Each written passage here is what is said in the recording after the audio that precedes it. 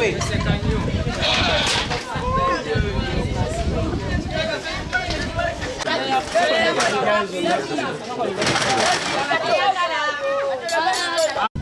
anda Burhan Çubuk adlı hayırseverimizin adak kurbanını kesmek üzere Uganda'dayız.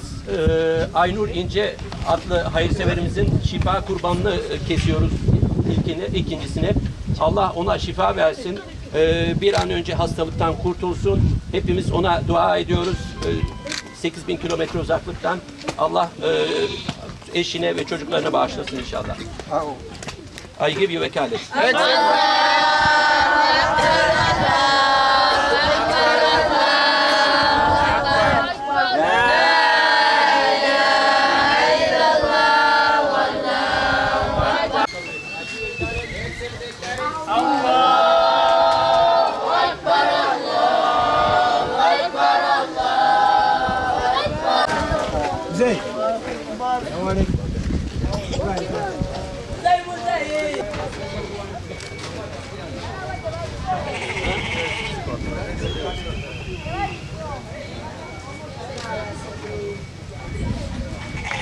Kurbanların sadaka, akika, adak ve şifa kurbanlarının doğraması da bitti. Bundan sonra arabaya bindirip inşallah medresenin önünde halka dağıtmak üzere taşıyoruz.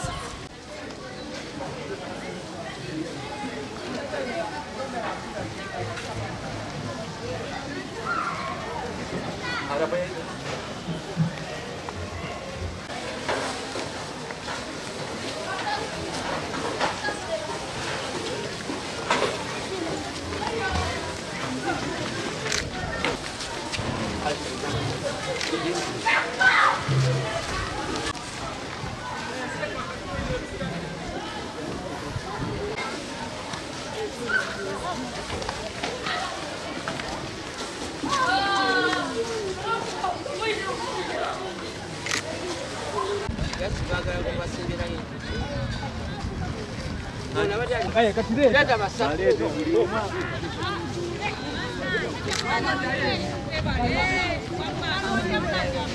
Sembera wali mukadde wali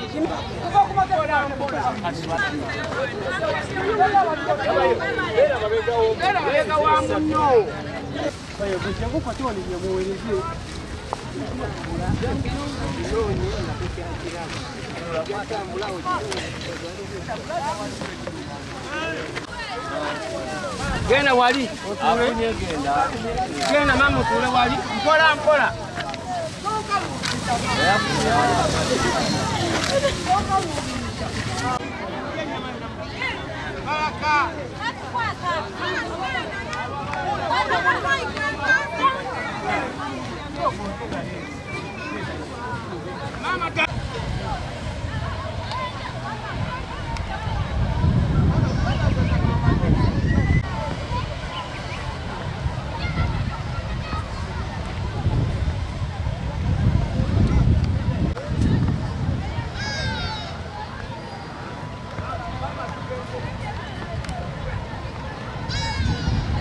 Afrika Uganda'daki ziyaretimizin ikinci günde adak, sadaka, akika ve şifa kurbanlarımızı kestik.